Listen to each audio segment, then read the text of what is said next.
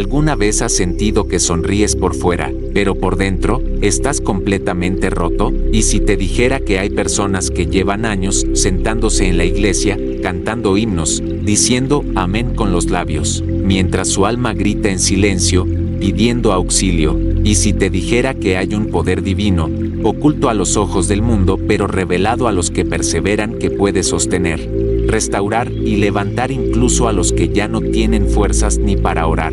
¿Te quedarías a descubrirlo? Este video no es solo un estudio bíblico, es una cita con la verdad que muchos callan y pocos se atreven a enfrentar.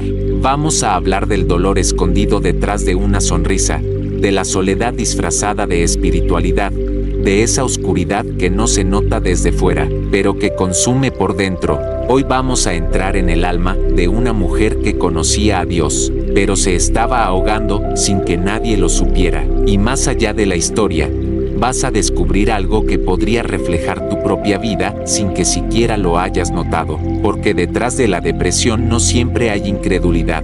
A veces hay fe cansada, hay mujeres de oración que ya no saben qué más decir, hay madres que oran por todos, pero que no reciben oración de nadie, hay esposas, hijas, hermanas, que están firmes de rodillas mientras todo su mundo se viene abajo por dentro, y sin embargo, Dios las ha sostenido. ¿Sabías que hay un secreto espiritual que muy pocos conocen, capaz de cambiar completamente la manera en que entiendes tu lucha interna? Es un principio escondido en la palabra de Dios, reservado para los que no se rinden.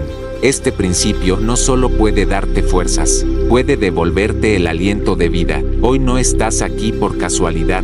Quizás sientas que este video es solo uno más, pero déjame decirte algo que necesitas oír con el corazón abierto.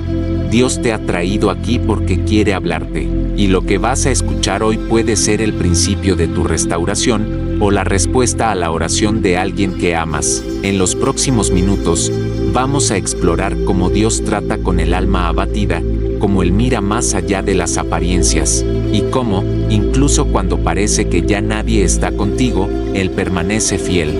Vamos a caminar juntos por pasajes de la Biblia que no solo sanan, sino que revelan el carácter amoroso de un Dios que no abandona a los que claman en secreto. A lo largo de este viaje, verás como una mujer, como tú o como alguien que conoces, fue sostenida por el brazo invisible de Dios cuando su alma ya no resistía más.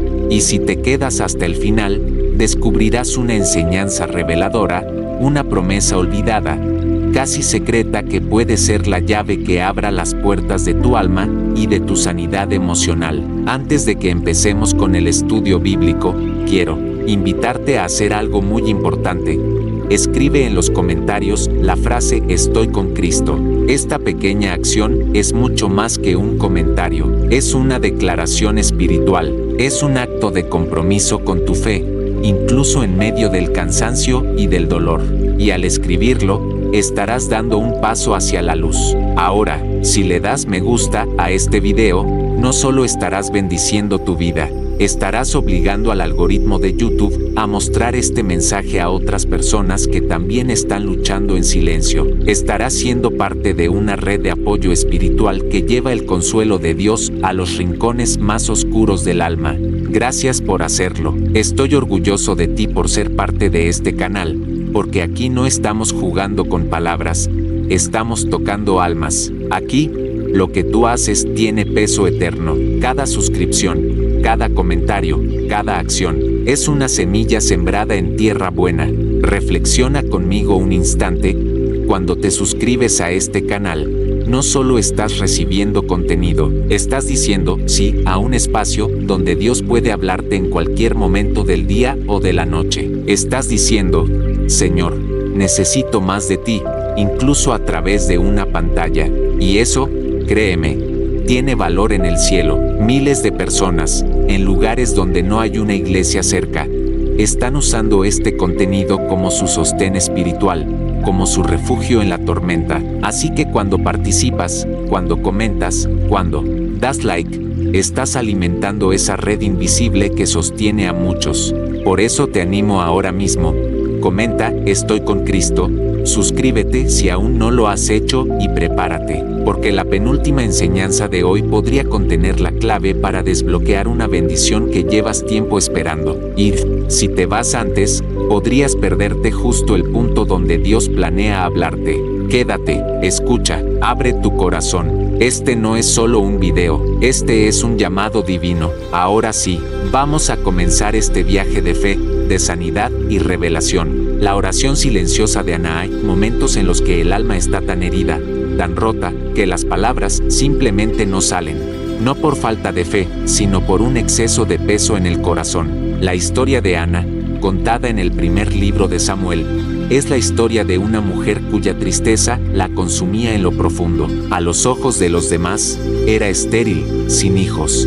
Una mujer incompleta en una sociedad que medía el valor femenino por la maternidad. Pero lo que nadie veía era el terremoto emocional que se libraba dentro de ella cada día. Ana no gritó, no se rebeló, no hizo públicos sus lamentos. Ella oró en silencio, llorando ante Dios, sin que su voz se oyera. El sacerdote Elí, al verla mover los labios sin emitir sonido, la juzgó erróneamente, pensando que estaba ebria, pero en realidad, Ana estaba haciendo una de las oraciones más poderosas de la Biblia, una oración silenciosa, nacida de un corazón destrozado. Este relato nos lleva a reflexionar sobre cuántas personas hoy viven exactamente lo mismo. Mujeres que, como Ana, sonríen en la iglesia, asisten a reuniones, cumplen sus deberes, pero llevan una profunda tristeza en su interior. Mujeres que no pueden hablar con nadie sobre lo que sienten porque temen no ser entendidas, o peor aún, ser juzgadas. Mujeres que han aprendido a callar para sobrevivir. La oración de Ana fue una oración sin sonido, pero con peso eterno, porque cuando el alma clama desde lo más profundo, Dios no necesita escuchar palabras audibles. Él examina el corazón, y lo que encontró en el corazón de Ana fue una sinceridad tan intensa, un dolor tan puro, que no pudo ignorarlo. Hay un detalle en esta historia que muchas veces pasa desapercibido. Ana no pidió simplemente un hijo. Ella le prometió a Dios que si le daba un hijo, lo entregaría completamente a su servicio. Eso nos revela algo crucial, Ana no estaba orando por un milagro para satisfacer su ego o llenar un vacío personal. Ella entendía que su dolor tenía un propósito mayor. En medio de su tristeza, su corazón aún estaba alineado con la voluntad de Dios. ¿Cuántas veces, en nuestros propios sufrimientos, perdemos esa perspectiva? Pensamos que Dios se ha olvidado, que nuestras lágrimas son inútiles, que nuestros silencios no son escuchados. Pero la historia de Ana nos enseña que no hay clamor más potente que aquel que nace en secreto, lejos de los aplausos, lejos de los ojos humanos. El cielo se conmueve cuando una mujer se derrumba ante Dios sin testigos. La respuesta de Dios a Ana no fue inmediata. Ella tuvo que soportar años de humillación, de preguntas sin respuestas, de silencios celestiales. Pero su perseverancia fue la evidencia de una fe que, aunque desgastada por dentro, no se extinguía. Ana representa a esa mujer que lucha contra la depresión en secreto, que quizás no tiene un diagnóstico médico, pero sí un alma desgastada por el peso de las expectativas, la soledad y las heridas que nadie ve. Cuando finalmente Dios le concede a Ana su hijo Samuel, no solo le da una bendición personal, sino que inicia una transformación que afectará a toda una nación. Samuel será profeta, juez y el ungidor de reyes. Todo comenzó con una oración silenciosa hecha por una mujer en el punto más bajo de su vida emocional. Es entonces cuando entendemos algo profundo. Hay luchas internas que, aunque no sean visibles, están escribiendo historias de redención en el mundo espiritual. Hay lágrimas que están germinando futuros gloriosos. Hay oraciones hechas entre suspiros que están moviendo los planes eternos de Dios. Ana no buscaba reconocimiento, no estaba tratando de ser fuerte delante de todos, estaba quebrada, pero fue en ese quebranto donde Dios halló el terreno fértil para plantar algo eterno. Esta historia también nos invita a revisar la actitud de Elí, el sacerdote. Él representa a veces la respuesta de la religión institucional frente al sufrimiento emocional, incomprensión, juicio, rapidez para etiquetar lo que no se entiende. En vez de escuchar, Elí asumió, en vez de acompañar.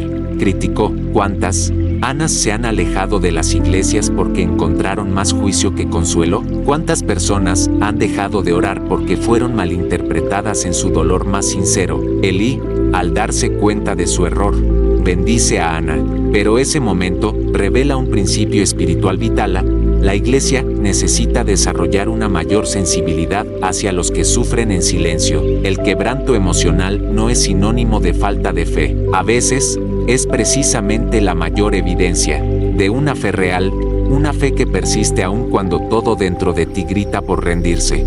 Dios no se quedó indiferente al dolor de Ana. Él no se distrajo, no ignoró, no postergó. En su tiempo perfecto, respondió, y cuando lo hizo, respondió más allá de lo que Ana podía imaginar. No solo le dio un hijo, le dio un legado. De igual manera, hay mujeres hoy, en este mismo momento, que están viviendo su propio clamor silencioso. Nadie lo sabe, nadie lo nota, pero Dios sí. Él está mirando, Él está escuchando, y Él ya tiene preparado un Samuel para cada Ana que se mantiene en pie aún sin tener fuerzas. El consuelo que esta historia nos ofrece es doble.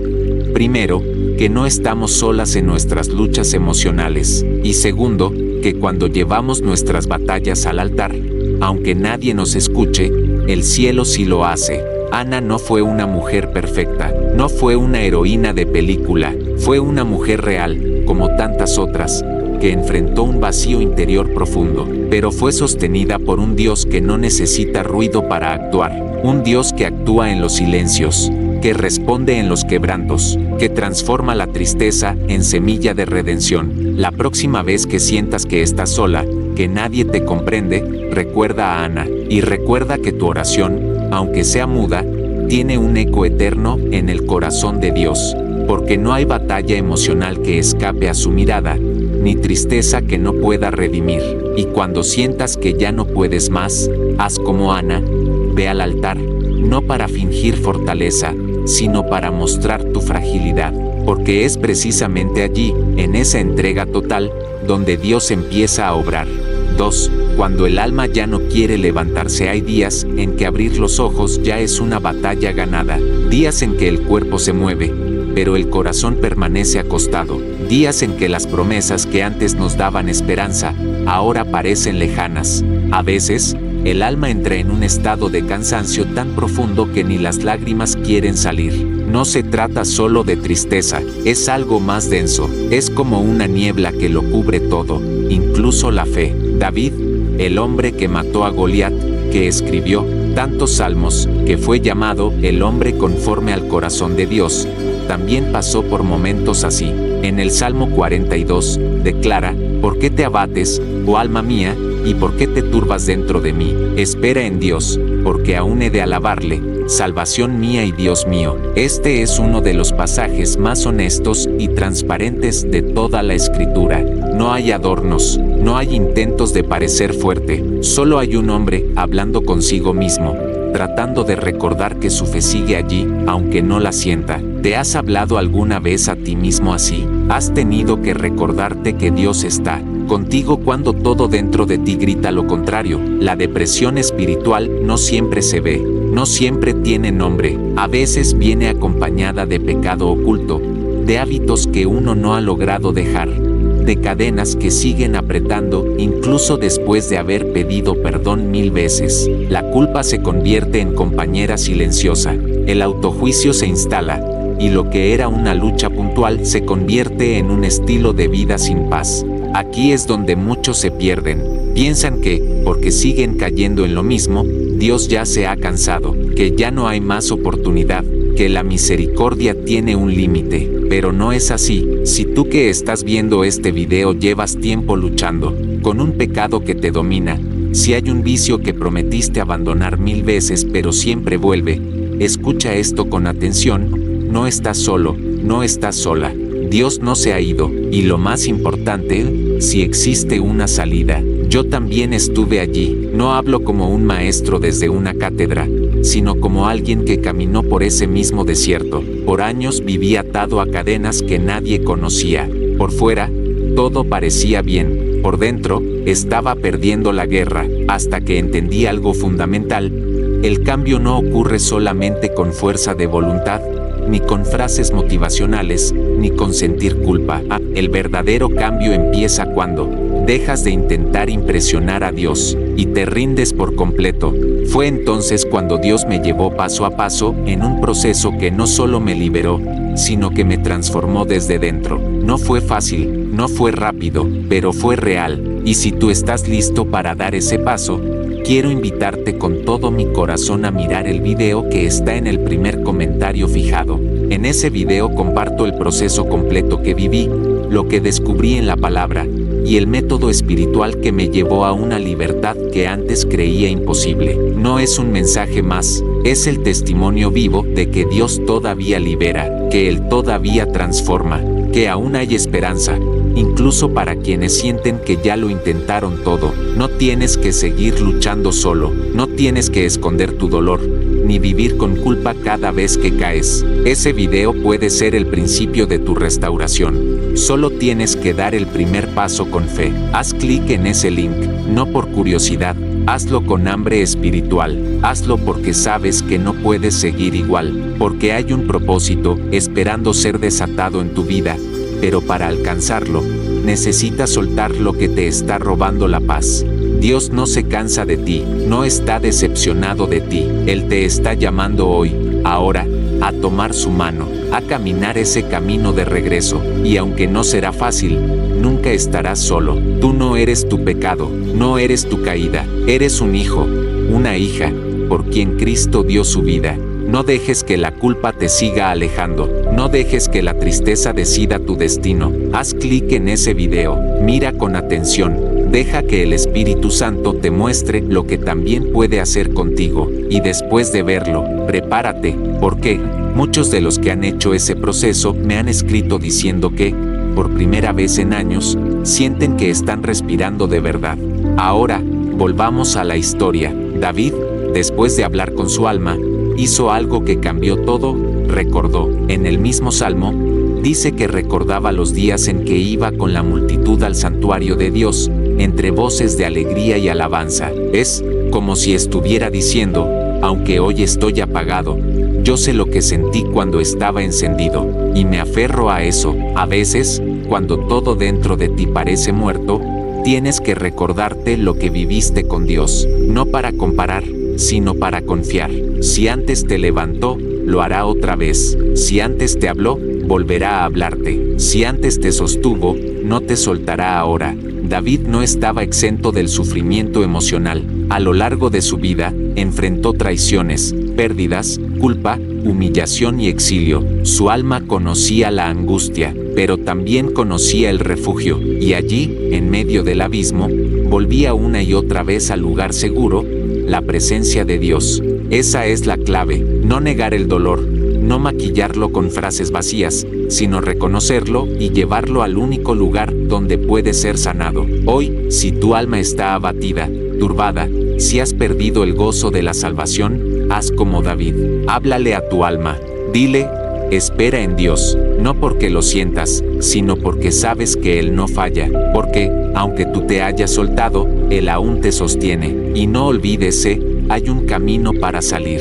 Yo lo caminé, ahora te toca a ti. Haz clic en ese link, y comencemos juntos, porque lo que Dios comenzó en ti, no lo va a dejar incompleto. 3. El susurro de Dios en medio del quebranto. Hay momentos en los que el alma busca a Dios entre los gritos, pero lo encuentra en el susurro, en medio del dolor, cuando el mundo interior parece colapsar, cuando ya no hay oraciones largas ni fuerzas para alabar. El Señor se manifiesta de una manera que desarma toda lógica, con ternura, con silencio, con una presencia suave que no impone, pero transforma. Así fue como lo experimentó el profeta Elías, un hombre de Dios, probado y poderoso, que había desafiado reyes, confrontado falsos profetas y visto caer fuego del cielo. Sin embargo, tras una amenaza, su fe titubeó. El mismo que había sido canal de milagros, entró en un abismo emocional profundo. Corrió al desierto y se sentó bajo un enebro, deseando morir. Sus palabras fueron claras: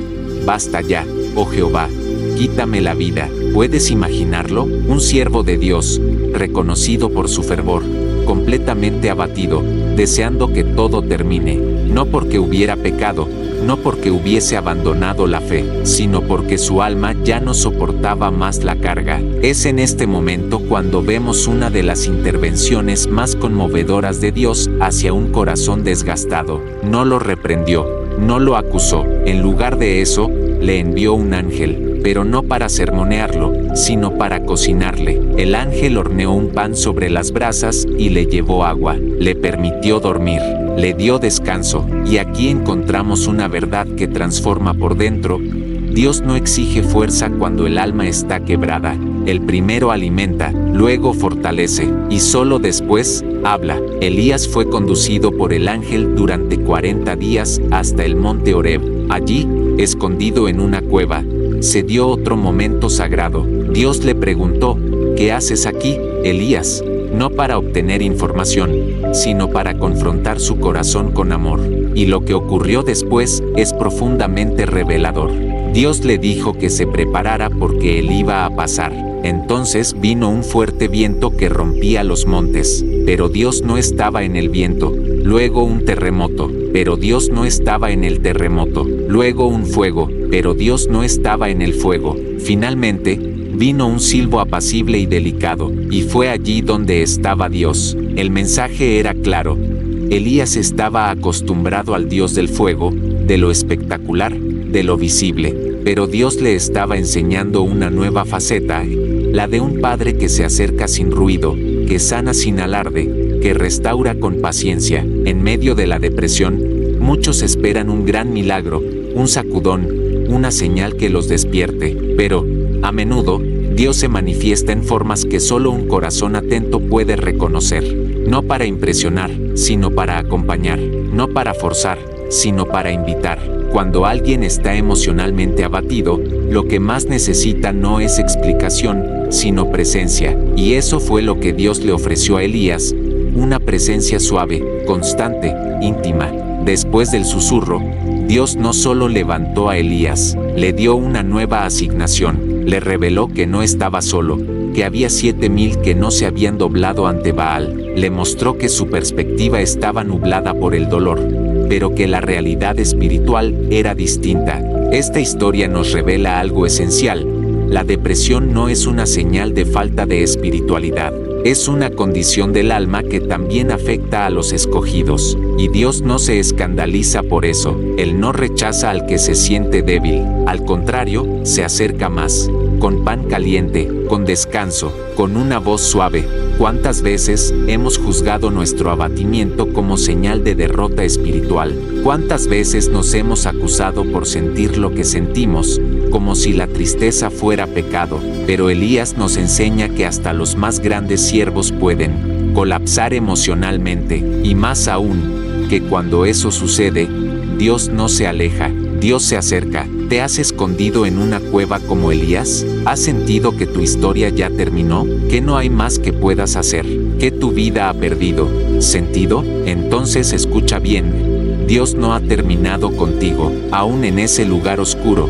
Él te busca, no para exigir explicaciones, sino para renovar tu propósito. Cuando la voz de Dios se escucha en el susurro, no es porque se haya debilitado, es porque se ha acercado. El susurro no se oye desde lejos, solo se capta cuando estás muy cerca, y si hoy estás sintiendo ese silbo apacible, esa voz suave que te habla al corazón, es porque Él está a tu lado. Quizás no veas fuego, quizás no haya terremoto, quizás todo lo que escuchas es un leve impulso de fe, una pequeña chispa en tu interior que dice no te rindas. Esa es la voz de Dios, no la ignores, abrázala. Elías fue restaurado, no por una predicación, ni por un milagro externo, fue restaurado por una experiencia íntima con Dios, una conversación real, un alimento simple, un llamado profundo, y después de eso, volvió al camino, continuó su ministerio, ungió a reyes, levantó a Eliseo, dejó legado, todo eso, después de haber querido morir. Esto nos dice que no importa cuán abajo hayas caído emocionalmente, ni cuán profundo sea el cansancio de tu alma, Dios puede restaurarte, Dios puede devolverte el aliento, y no solo eso, puede volver a usarte para propósitos eternos. Hay muchas personas que hoy siguen de pie no porque nunca se cansaron, sino porque, como Elías, fueron tocadas por la gracia en su momento más vulnerable. Personas que no fueron vencidas por el fuego del enemigo porque aprendieron a escuchar el susurro de su Creador. Hoy, mientras lees esto, quizás sientes que ya no tienes fuerzas para continuar.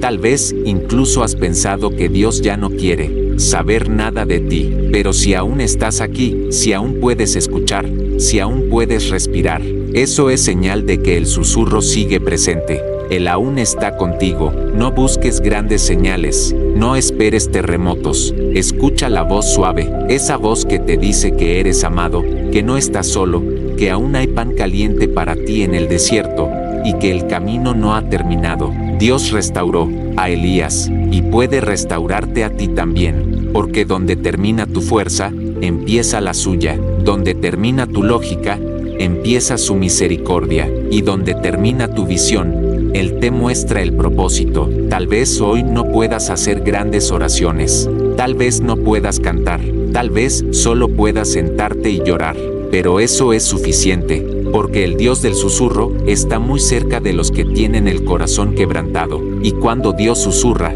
todo cambia. 4. La alabanza que brota desde la herida. Hay un tipo de alabanza que no nace de la victoria, sino del quebranto. Una alabanza que no es el fruto de un corazón eufórico, sino el eco de un alma que sangra y aún así decide mirar al cielo. Es la alabanza de quien no tiene razones para cantar, pero canta, de quien no tiene fuerzas para levantarse, pero levanta sus manos, de quien ha perdido casi todo, menos la esperanza de que Dios aún lo ve. Uno de los ejemplos más impactantes de esta verdad lo encontramos en el libro de Habacuc. Este profeta, a diferencia de muchos otros, no comienza su libro profetizando sobre pueblos ajenos o denunciando pecados ajenos. Habacuc comienza con una queja, una súplica, un grito desesperado por justicia. ¿Hasta cuándo, Jehová, clamaré, y no oirás? Dice en el primer capítulo, ¿por qué me haces ver iniquidad, y haces que vea molestia? Habacuc representa a esos corazones fieles que no entienden por qué Dios permite tanto dolor, a esas almas que han permanecido en la fe, pero que se desgastan al ver la maldad triunfar, al ver el bien ser castigado, al ver las oraciones aparentemente sin respuesta. Pero lo extraordinario de este profeta no es solo lo que pregunta, sino cómo termina su libro. En el capítulo 3, tras recibir respuestas que no necesariamente resuelven todos sus interrogantes, Habacuc hace una declaración que desarma cualquier lógica humana. Aunque la higuera no florezca, ni en las vides haya frutos, aunque falte el producto del olivo, y los labrados no den mantenimiento, y las ovejas sean quitadas de la majada, y no haya vacas en los corrales, con todo, yo me alegraré en Jehová, y me gozaré en el Dios de mi salvación. Esta es una de las expresiones más poderosas de fe en toda la Escritura. Es una alabanza que no depende de las circunstancias, una declaración que se eleva por encima del caos, un cántico desde la herida, no desde la plenitud. Cuando una persona atraviesa momentos de depresión o quebranto emocional, lo último que quiere hacer es alabar, porque alabar, en ese estado, se siente como una contradicción. Pero justamente ahí radica el poder de esta adoración. No se trata de negar el dolor, sino de afirmarse en Dios en medio del dolor. Habacuc entendió que la fidelidad de Dios no se mide por los frutos visibles, que su amor no se cancela por la escasez, que su presencia no desaparece cuando todo alrededor parece derrumbarse. Hay un tipo de gozo que no es emocional, sino espiritual, un gozo que no se basa en lo que uno siente, sino en lo que uno cree. Es un gozo que habita en el espíritu y que, incluso en los días más oscuros, puede encender una llama interior. La alabanza desde el dolor no es fingida, es profunda, no es alegre, pero sí sincera, no tiene adornos, pero tiene poder. Es la alabanza de quien ha decidido que su fe no dependerá del resultado, sino de la convicción de que Dios sigue siendo Dios. ¿Cuántas veces hemos reducido la alabanza a una emoción? Pensamos que solo podemos adorar cuando todo va bien, cuando hay motivos visibles para celebrar. pero la Biblia está llena de cantos que nacieron en las noches más frías del alma. Pablo y Silas cantaron himnos en la cárcel, después de haber sido golpeados. Estaban en un lugar de castigo, sin garantías de ser liberados. Sin embargo, alababan, no por lo que veían, sino por lo que sabían, no porque todo estuviera bien, sino porque su fe no dependía de lo que podían tocar. Ese tipo de alabanza desarma al enemigo, porque cuando ya no puede quitarte el gozo, tampoco puede dominarte. Cuando sigues adorando, sin tener motivos humanos para hacerlo, te vuelves un testimonio viviente de que la presencia de Dios es más real que cualquier circunstancia. Habacuc no fue un profeta reconocido por hacer milagros, no levantó muertos, no dividió mares, no multiplicó panes, pero su legado es uno de los más potentes. Nos enseñó a cantar con el alma rota, nos mostró que se puede tener esperanza en medio del despojo, que se puede sonreír con lágrimas en los ojos, que se puede confiar en Dios cuando todo lo demás ha fallado, y eso, en sí mismo, es un milagro, porque en esos momentos, la alabanza no cambia a Dios, te cambia a ti, no transforma el entorno de inmediato, pero transforma tu postura interna, te eleva del lamento al refugio, te transporta del caos a la presencia, y en esa presencia, aunque nada alrededor haya cambiado, todo dentro de ti empieza a ordenarse. La alabanza en la herida es, en esencia, una declaración profética, es decirle al alma, no entiendo, pero creo, no veo, pero camino, no siento, pero adoro, no tengo, pero sé que Él es suficiente. Cuando logras adorar así, estás declarando que tu fe no es circunstancial. Estás diciendo al mundo espiritual que tu adoración no está en venta, que no necesitas una vida perfecta para rendirte ante un Dios perfecto. Esa es la fe que cambia historias. Esa es la fe que mueve montañas. Esa es la fe que Dios honra. Y si hoy te encuentras como Habacuc, entre la pregunta y la respuesta, entre el clamor y el silencio, entre la espera y la promesa, haz lo que Él hizo. Sube a la torre de oración, presenta tu queja con honestidad. Pero no te quedes ahí, alza tus manos, canta, incluso si tu voz tiembla, incluso si tu corazón duele, porque esa adoración puede ser la llave que abra un nuevo capítulo en tu historia. Hay canciones que nacen en la luz, pero las más poderosas suelen nacer en la oscuridad, y Dios las escucha todas. 5. Cuando Jesús lloró hay una escena en el Evangelio que rompe toda imagen rígida que alguien pueda tener de Dios. Una escena que desarma prejuicios, que humaniza lo divino, que revela que el dolor humano no es ajeno al corazón celestial. Esa escena es simple, breve, casi silenciosa, y sin embargo, poderosa. Jesús lloró. Esas dos palabras, contenidas en Juan las 11:35, son suficientes para llenar de sentido toda una vida de sufrimiento, porque si el Hijo de Dios, el mismo que caminó sobre las aguas y resucitó muertos, también se quebró emocionalmente ante una tumba, entonces no hay vergüenza en sentir dolor, no hay culpa en llorar. El contexto es la muerte de Lázaro. Jesús amaba profundamente a Lázaro y a sus hermanas, Marta y María. Cuando le informan que su amigo está enfermo, él decide esperar. No corre al instante, se queda donde está, y esa espera, a los ojos humanos, parece un abandono. Cuando finalmente llega, Lázaro ya ha muerto. Marta y María están deshechas. La comunidad está en duelo. El ambiente está cargado de tristeza, reproche y confusión. María, al ver a Jesús, dice algo que revela el conflicto de muchas almas que sufren. Señor, si hubieras estado aquí, mi hermano no habría muerto. No es una declaración incrédula, sino un reclamo desde el corazón herido. Es como decirle, yo sé que puedes, pero esta vez no lo hiciste. ¿Cuántas veces hemos pensado lo mismo? ¿Cuántas veces hemos mirado al cielo y dicho, oh, Dios, ¿llegaste tarde? ¿Cuántas veces hemos sentido que, si Él hubiera actuado antes, no estaríamos en este estado? Jesús no responde con argumentos, no justifica su demora, no da una clase teológica. Lo que hace es llorar. No llora porque dudara del poder de Dios, no llora por desesperanza, llora porque el dolor humano, cuando es genuino, toca el corazón. del cielo. Este momento revela una faceta de Cristo que a menudo olvidamos, su capacidad de empatía. Él no vino solo a redimir almas, vino a caminar con ellas, no vino a evitar el sufrimiento humano, vino a habitarlo. Y esto es profundamente importante para quienes atraviesan depresión, angustia o desánimo, porque una de las mentiras más comunes en medio del dolor emocional es la de pensar que Dios está lejos, que no entiende, que mira desde lejos con exigencias y no con compasión. Pero la Biblia nos muestra lo contrario.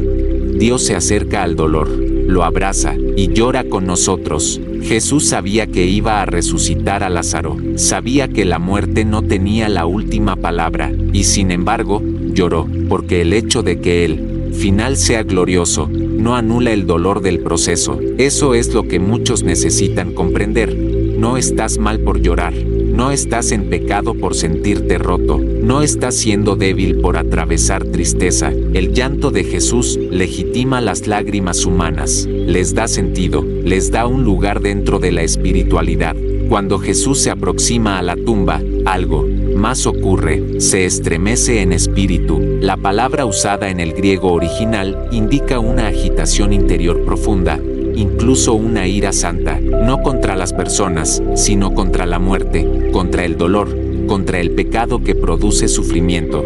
Jesús no es indiferente ante lo que nos rompe, Él se levanta en contra de eso, Él reacciona. Entonces, con voz fuerte, llama a Lázaro, Lázaro, ven fuera, y el muerto salió. Este es el clímax de la historia, la resurrección, la restauración, la vida volviendo donde ya no había esperanza. Pero esa victoria final solo puede comprenderse a plenitud cuando no se omite el detalle anterior.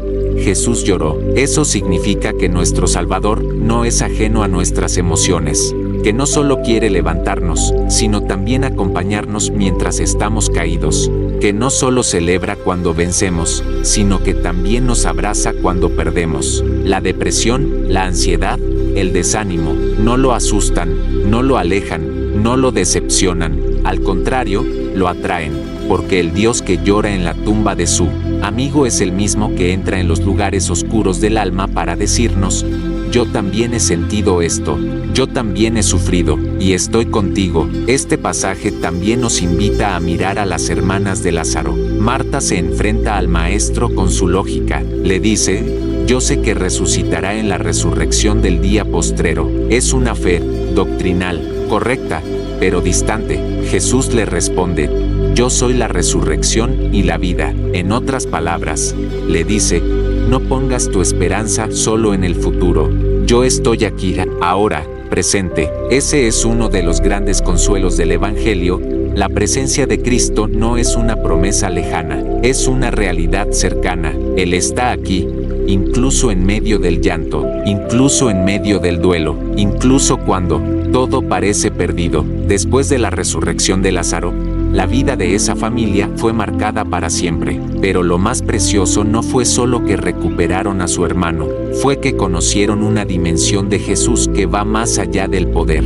Su compasión, esa dimensión sigue disponible para ti hoy. Cuando Jesús lloró, no solo derramó lágrimas humanas, también nos mostró que el cielo comprende nuestras heridas, que Dios no se relaciona con nosotros solo desde su trono, sino también desde nuestra tierra, que camina con nosotros en las calles polvorientas de la vida, que entra en nuestras casas con olor a muerte, que escucha nuestras quejas sin reprendernos, que llora cuando nosotros lloramos. Y eso cambia todo, porque saber que hay un Dios que llora contigo te da permiso para seguir adelante, te libera de la culpa emocional, te recuerda que el dolor no es el final, que las lágrimas no son señal de derrota, sino parte del proceso hacia la vida. Jesús no evita las tumbas, Él las conquista, pero antes de hacer milagros, primero acompaña, y eso, para el corazón humano, es el mayor milagro. 6. El canto de la noche. En la prisión hay prisiones que no tienen barrotes,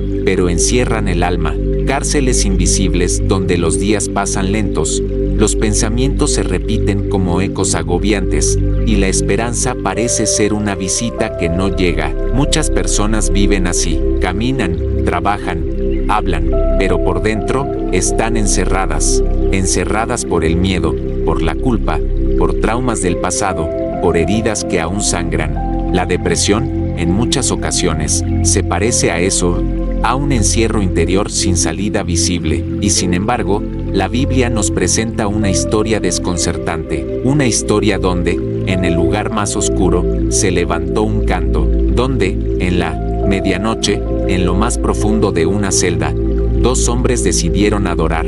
Pablo y Silas habían sido azotados, humillados, encadenados y arrojados a la prisión más segura. No habían cometido ningún crimen. Su única falta había sido predicar el Evangelio y liberar a una joven esclava de un espíritu de adivinación.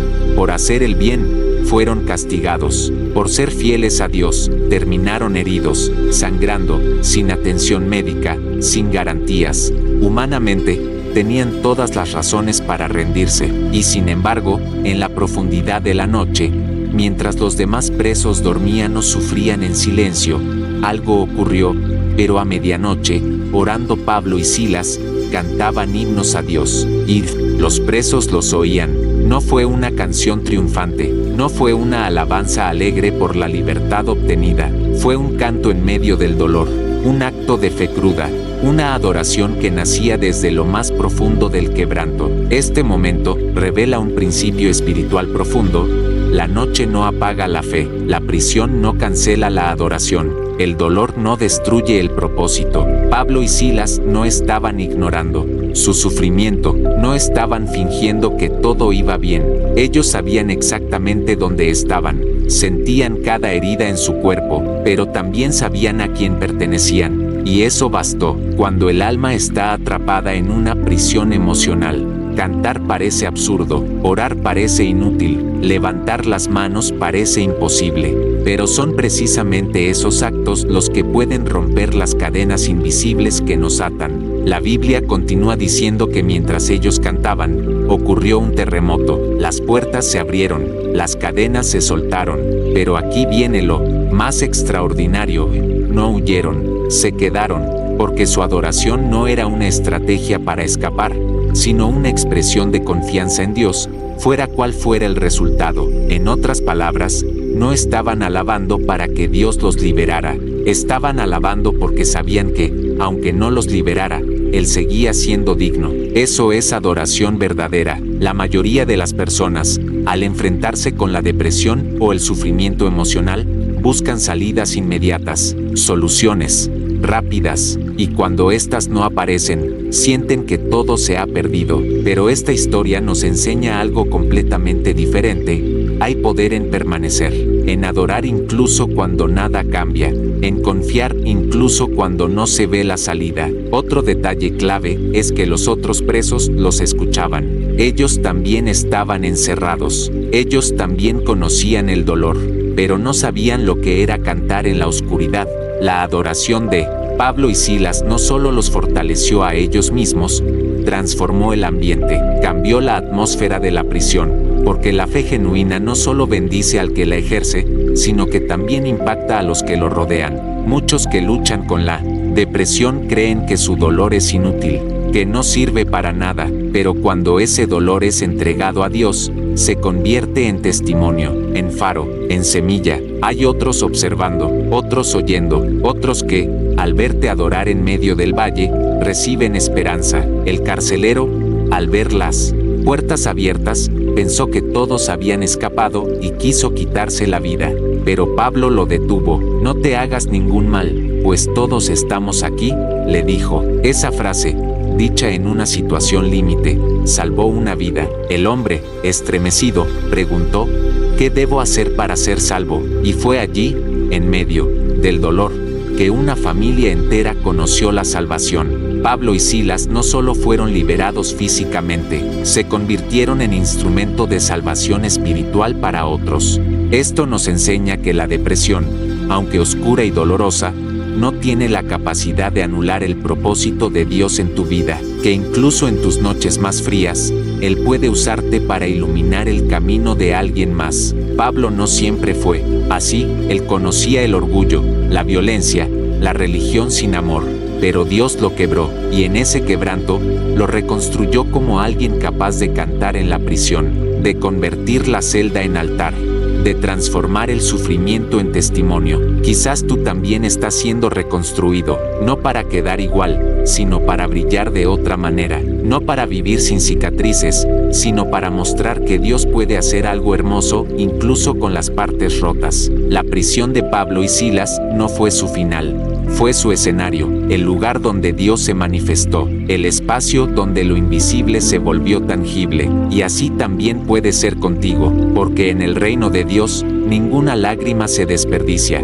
ningún grito queda sin respuesta, ninguna noche es eterna. Pablo y Silas nos muestran que no hay lugar tan oscuro donde Dios no pueda entrar, que no hay herida tan profunda que Él no pueda tocar, que no hay cadena tan fuerte que Él no pueda romper, pero sobre todo, nos muestran que el canto más poderoso es el que nace desde la herida, no desde la cima. Ese canto tiene un peso que resuena en el cielo, ese canto sacude cimientos, ese canto libera, y ese canto puede ser el tuyo, incluso ahora, aunque estés cansado, aunque no veas, aunque no sientas. Si puedes levantar una sola nota desde tu alma, aunque sea débil, el cielo la recibirá, y en el tiempo perfecto, escucharás un estruendo, no por casualidad, sino porque Dios siempre responde al clamor que nace en lo profundo de una celda, sea física, sea emocional, sea espiritual. El canto de la noche no cambia a Dios, te cambia a ti, te recuerda que aún puedes adorar,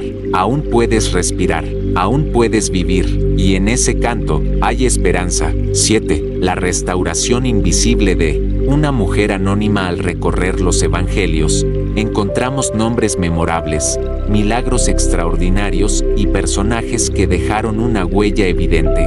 Sin embargo, hay figuras que aparecen solo por un instante, sin nombre, sin antecedentes, sin futuros registrados, pero cuya experiencia con Jesús reveló aspectos profundos de su carácter. Una de esas personas es la mujer encorvada. Lucas, la 1 y 10 de la tarde menos 17. Relata la historia de una mujer que había estado encorvada durante 18 años. Su cuerpo estaba doblado hacia adelante, no podía enderezarse, y más allá de la limitación física, lo que esta postura sugiere es un peso invisible, una carga emocional, espiritual o incluso social que había oprimido su existencia por casi 2 décadas. No se nos dice su nombre, no se nos habla de su familia, solo se nos dice que era una mujer que, durante 18 años, había estado inclinada hacia el suelo, una existencia mirando siempre hacia abajo, sin poder levantar la vista, sin poder ver el rostro de los demás,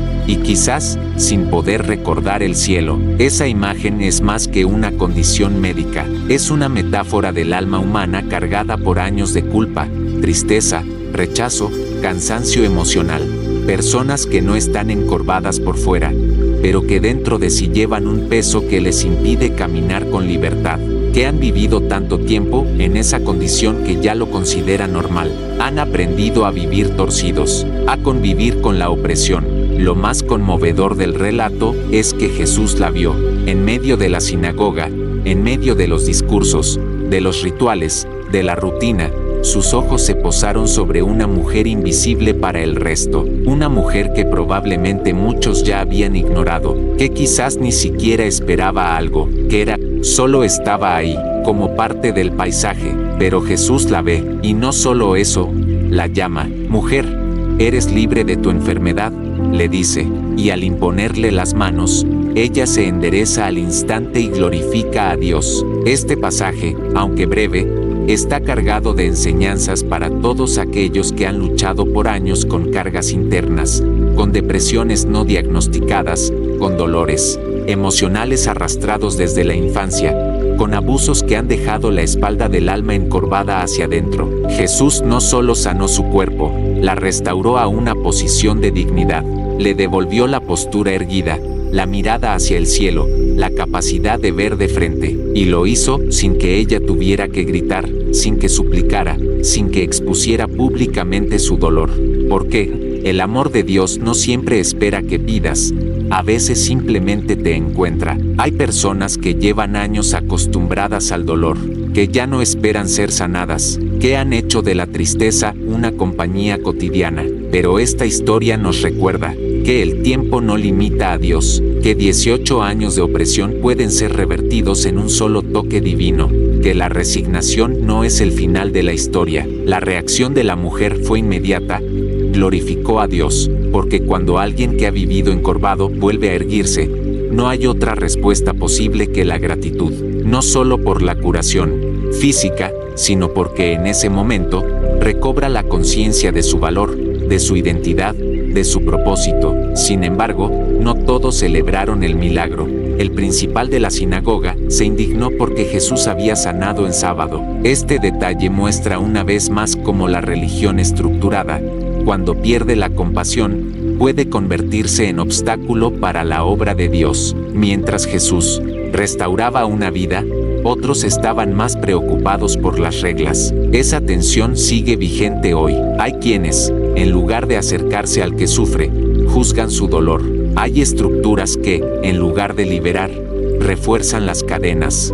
Pero Jesús rompe con esa lógica. Él no espera el día correcto. Él no sigue el protocolo. Él actúa cuando el corazón está listo, aunque el entorno no lo esté. Jesús no le preguntó a la mujer si quería ser sanada. No le exigió fe. No la expuso. Solo le devolvió lo que la vida le había quitado: la capacidad de caminar erguida. Y eso es precisamente lo que muchos necesitan hoy. No explicaciones, no juicios, solo un toque que devuelva la dignidad perdida. La historia también revela que, a pesar del tiempo, del desgaste, del anonimato, aún se puede ser encontrado por Dios, aun cuando otros te ignoren, aun cuando tú misma ya no creas en tu restauración, aun cuando pienses que ya es demasiado tarde, porque Jesús ve lo que otros no ven. Llama a los que otros han dejado de buscar, toca donde otros no se atreven, levanta a los que otros no creen que se puedan levantar. Y no se trata solo de un milagro puntual. El hecho de que Jesús la haya llamado en medio de la sinagoga tiene un peso simbólico enorme. Fue una declaración pública de que esa mujer tenía un lugar, de que no estaba fuera, de que no debía vivir escondida ni limitada por su pasado. Cuando alguien ha vivido encorvado durante tanto tiempo, el alma se acostumbra a la vista corta, a mirar solo lo inmediato, a vivir sin horizonte. Pero cuando Jesús endereza tu alma, te devuelve la visión, te recuerda que hay cielo, que hay camino, que hay futuro, y tal vez eso sea lo que tú necesitas hoy. No una explicación para tu tristeza, sino una restauración profunda. No un discurso sobre tu condición, sino una experiencia con el Dios que ve lo que los demás no ven. La mujer encorvada no fue una figura famosa, no fue discípula, no predicó, no escribió cartas, pero su historia ha cruzado siglos porque representa a millones de personas que han sido restauradas en silencio, personas que no tienen títulos ni púlpitos, pero que han sido tocadas por la mano del Maestro en lo más profundo de su alma. Y esa restauración, aunque invisible a los ojos del mundo, es real, tan real como su alabanza, tan real como su nueva postura, tan real como la mirada que, por primera vez en años, pudo elevarse al cielo. Porque cuando Jesús te llama, ya no hay peso que pueda retenerte. Cuando Él impone sus manos, ya no hay opresión que pueda dominarte. Cuando Él te ve, todo cambia, incluso si llevas años encorvada por dentro, incluso si nadie más nota tu lucha, incluso si ya te has resignado, Él te ve, y eso es suficiente. 8. La angustia de un profeta en la cisterna. Pocas imágenes son tan representativas del dolor emocional como la de Jeremías, el profeta, hundido en una cisterna. No solo fue arrojado allí por sus enemigos, fue lanzado en el lodo del abandono, de la incomprensión, del rechazo por decir la verdad que nadie quería oír. Aquel hombre que había dedicado su vida a proclamar la voluntad de Dios terminó solo, sin defensa, cubierto de barro hasta el cuello, literalmente hundido en la oscuridad. Jeremías es una figura emblemática para todos aquellos que han sentido que servir a Dios les ha costado más de lo que han recibido. Es el profeta de las lágrimas, el hombre que se atrevió a clamar desde el fondo de su alma, y escribir sus lamentos como un testimonio sagrado del sufrimiento del justo. Su historia no es cómoda, es la historia de un llamado que pesa, de una fidelidad que duele, de una fe que no evita el dolor, sino que lo asume, y allí, en medio de su cisterna, Jeremías no clama por venganza, clama por auxilio, no levanta la voz para maldecir, sino para rogar misericordia. Maldigo el día en que nací, llegó a decir, ¿por qué salí del vientre para ver trabajo y dolor? Y que mis días se acabaran en afrenta. Estas no son las palabras de un rebelde, son las palabras de un alma herida que aún ama a Dios, pero no entiende sus caminos, y eso lo vuelve profundamente humano. Porque, ¿quién no ha tenido días así? Días en que la oración se convierte en un lamento, en que el alma se pregunta si todo este sufrimiento tiene algún sentido. Jeremías fue fiel, no buscó el conflicto, no provocó el rechazo, solo dijo lo que Dios le mandó decir. Pero el pueblo no quería escuchar, lo golpearon, lo encerraron, y finalmente, lo arrojaron a un pozo sin agua. Solo había lodo, y lodo es lo que quedó adherido a su piel, a su ropa, a su alma. Esa imagen nos habla también de la depresión, una caída lenta, silenciosa, resbalosa, una oscuridad que se va cerrando hasta que uno ya no sabe cómo salir, una sensación de ser olvidado, de ser desechado, de ser apenas una molestia para los demás. Y sin embargo, en medio de esa situación, algo ocurre. Un hombre extranjero, un eunuco llamado Ebed-Melech, se compadece. No es parte del círculo religioso, no es un profeta, no es influyente, es solo un siervo del rey, pero se atreve a hablar. Se acerca al rey y pide permiso para rescatar a Jeremías. El rey accede, y con trapos viejos, cuerdas y ternura, lo saca de la cisterna. Este acto es de una belleza profunda, porque nos muestra que, incluso cuando todo parece perdido, Dios siempre tiene preparado a alguien, un desconocido, un instrumento inesperado, alguien que no busca reconocimiento, pero que, movido por la compasión, se convierte en salvación. A veces, en medio de nuestra cisterna emocional, oramos esperando que venga un ángel del cielo, y lo que viene es un Ebed-Melech, alguien simple, alguien común, alguien que solo tiene unas cuerdas y un corazón dispuesto.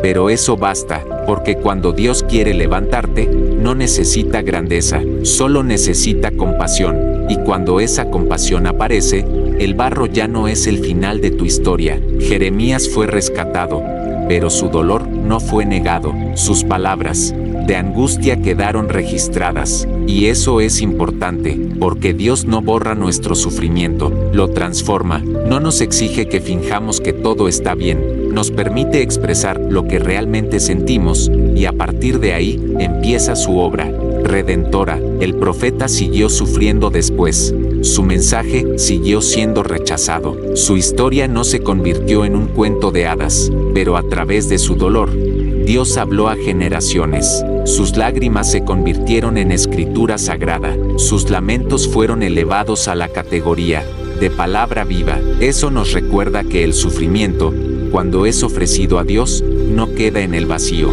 tiene propósito, tiene peso, tiene poder. La cisterna también representa algo más, es el lugar donde nadie ve lo que ocurre, donde el dolor se vive en lo oculto, donde no hay testigos, donde el alma se desgasta sola. ¿Cuántas personas hoy viven así?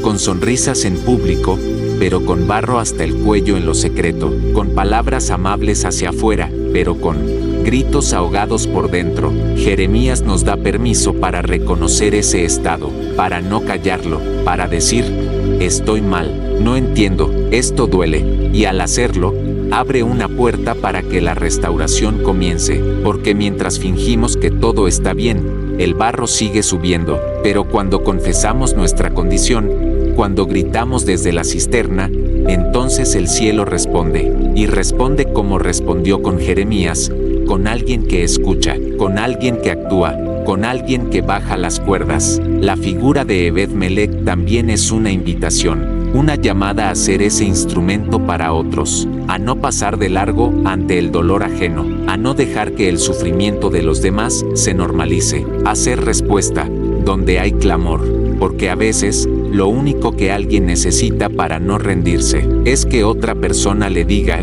te veo, no estás solo, voy a ayudarte a salir. Después de ser rescatado, Jeremías continuó profetizando, continuó sirviendo, continuó escribiendo, porque el hecho de haber estado en la cisterna no lo descalificó, al contrario, lo profundizó, le dio una autoridad distinta, una voz que no hablaba solo desde la teoría, sino desde la experiencia. Hoy, muchos que han atravesado la depresión, el dolor, el aislamiento, tienen una voz que resuena diferente, porque cuando hablas desde el barro, otros que también están en el barro te entienden, y se levantan, y creen, porque ven en ti la prueba de que sí se puede salir. Jeremías no fue el profeta más celebrado, pero fue uno de los más valientes, uno de los más humanos, uno de los más reales. Su historia nos recuerda que incluso el más fiel puede sentirse destruido, que incluso el más fuerte puede llorar, que incluso el más espiritual puede gritar por dentro: ¿dónde estás, Dios? Y Dios responde, no siempre con truenos, no siempre con milagros espectaculares, a veces con un siervo extranjero y unas cuerdas, a veces con la suavidad de una voz en medio del barro, a veces con una presencia que no quita el dolor, pero sostiene el alma. La cisterna no fue el final, para Jeremías, fue el punto de quiebre que marcó un nuevo inicio, y así puede ser para todos aquellos que hoy sienten que están hundidos. No estás solo, no estás olvidado, no estás terminado, tu historia aún se está escribiendo, y el barro que hoy te cubre, mañana será parte del testimonio que levantará a otros, porque donde el mundo ve derrota, Dios ve semilla, y en esa semilla hay vida. 9. El consuelo que no vino de los amigos. Entre las páginas más dolorosamente humanas de la Biblia se encuentra el libro de Job. Es la historia de un hombre justo que fue probado hasta el límite de su resistencia, pero más allá de las pérdidas materiales, físicas y familiares, lo que más quebró a Job no fue el sufrimiento, sino el silencio de Dios y la traición emocional de quienes más cerca estaban de él. Job era íntegro, temía a Dios, caminaba en rectitud, y sin embargo, en cuestión de días, lo perdió todo. Sus hijos murieron, sus bienes fueron destruidos, su cuerpo fue herido con llagas insoportables, se sentó sobre cenizas, rasgó sus vestiduras, raspó su piel con un tiesto, en un gesto de profunda humillación y desesperación, y aún así, se mantuvo fiel, no maldijo a Dios, no negó su fe, solo preguntó, ¿por qué? Pero si hay algo que resalta en la narrativa de Job, es el comportamiento de sus amigos. Elifaz, Bildad y Zofar llegaron desde lejos para acompañarlo. Al principio, hicieron lo correcto, se sentaron en silencio junto a él durante 7 días, sin decir palabra alguna, viendo que su dolor era muy grande. Ese gesto de silencio fue lo más compasivo que ofrecieron. Sin embargo, luego comenzaron a hablar, y en lugar de consolar, acusaron, en lugar de acompañar, corrigieron, en lugar de entender, interpretaron, intentaron explicar el sufrimiento de Job a través de una teología rígida, basada en la recompensa y el castigo. Si Job sufría, pensaban ellos, debía ser por causa de su pecado oculto, porque en su lógica, Dios no permitiría ese nivel de dolor a un hombre justo, y así, los amigos de Job se convirtieron en su carga, no añadieron consuelo, sino peso, no ofrecieron sanidad, sino juicio, no tendieron la mano, sino que levantaron el dedo. Job se defendió, clamó su inocencia, se sintió incomprendido, no solo por Dios, sino por aquellos que deberían haberle ofrecido apoyo. Este momento revela una verdad profunda sobre el sufrimiento emocional. No siempre los que están más cerca entienden, no siempre los amigos comprenden la magnitud del dolor.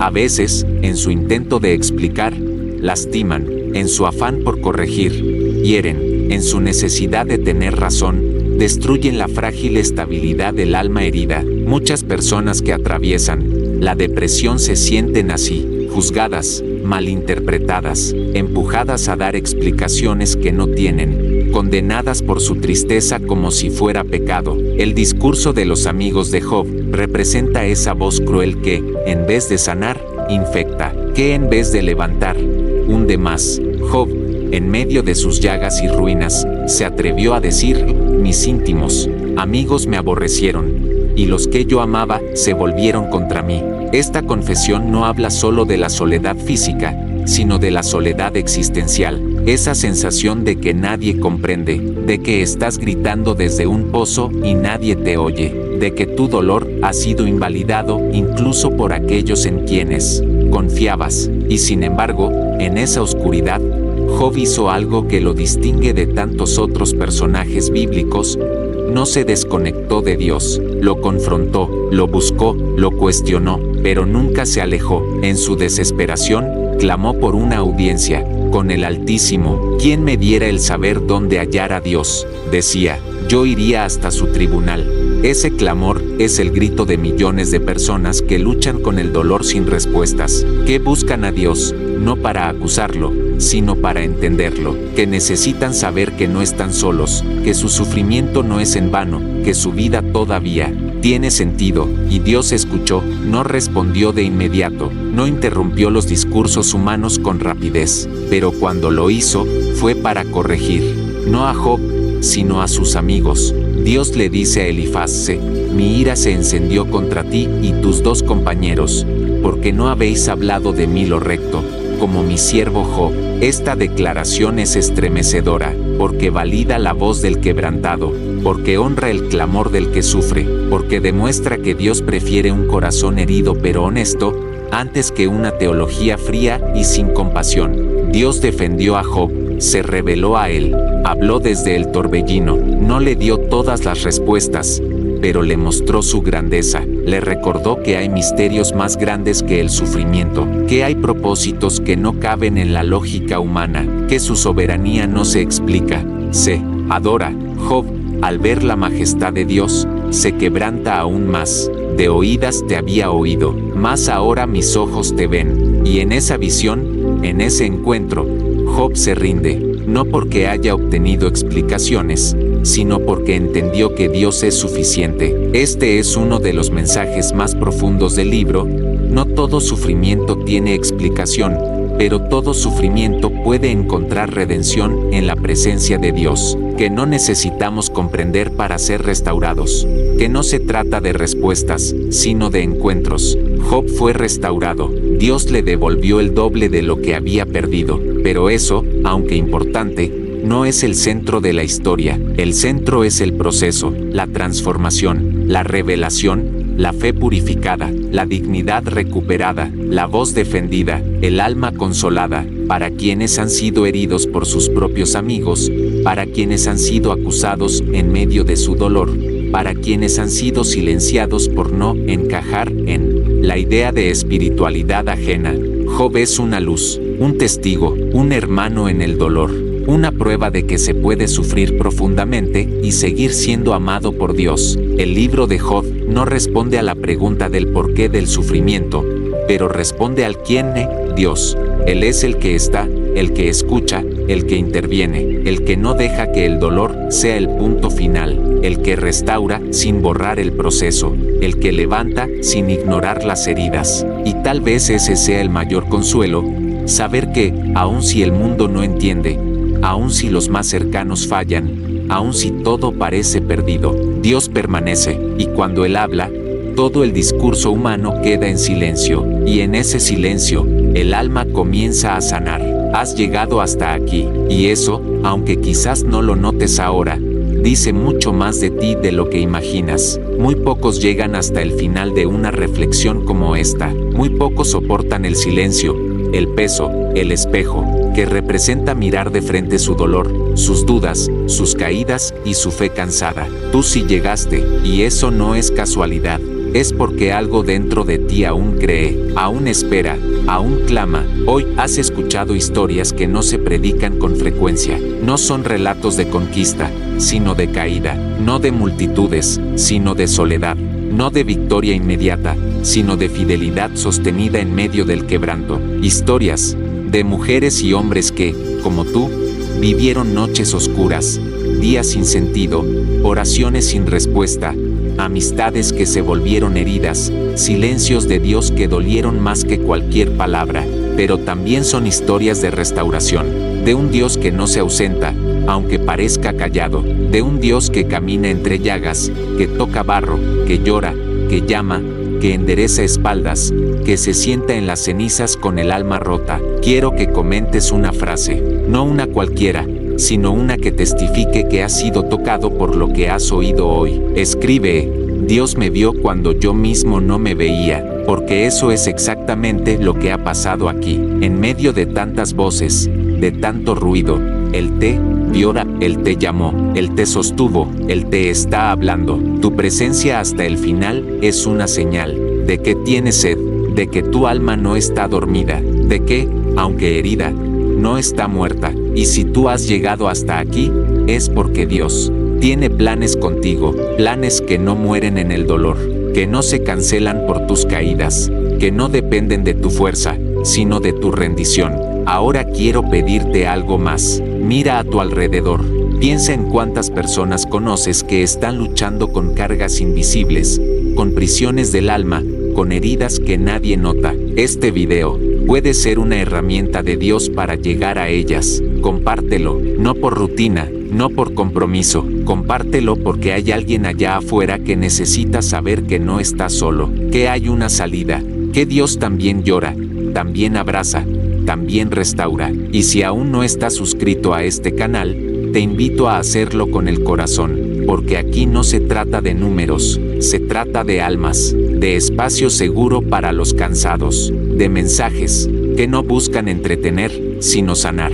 Aquí cada palabra está pensada para abrazar, para guiar, para recordarte que la fe también tiene lugar en medio de la noche. Cuando te suscribes, no solo activas notificaciones, le dices a tu espíritu: quiero seguir siendo edificado, quiero seguir escuchando lo que Dios tiene para mí, incluso cuando la vida no tenga sentido. Y si ya estás suscrito, déjame decirte algo: gracias. Gracias por ser parte de esta familia de corazones rotos que se están dejando reconstruir por las manos del alfarero. Ahora te animo a quedarte un momento en silencio. No cierres el video aún. Permite que la música que está sonando sea tu oración, que cada nota acaricie tu alma, que cada silencio sea una pausa sagrada donde Dios complete lo que las palabras no lograron decir. Inclina tu corazón y dale gracias. No necesitas decir mucho, basta con un gracias, Señor, por no soltarme, por estar, por permanecer, por levantarme aún cuando yo mismo me habría dejado caer. Quédate así unos minutos, siente la quietud, permítete descansar, porque muchas veces, después de tanto oír, lo que más cura es simplemente estar en su presencia. Y mientras lo haces, recuerda que ya hay otro video esperándote aquí mismo, en la pantalla. Es una continuación espiritual de este momento, un nuevo paso en este camino de fe. Haz clic cuando estés listo, pero por ahora, solo quédate. Dios está aquí, y tú también. Eso es suficiente por hoy.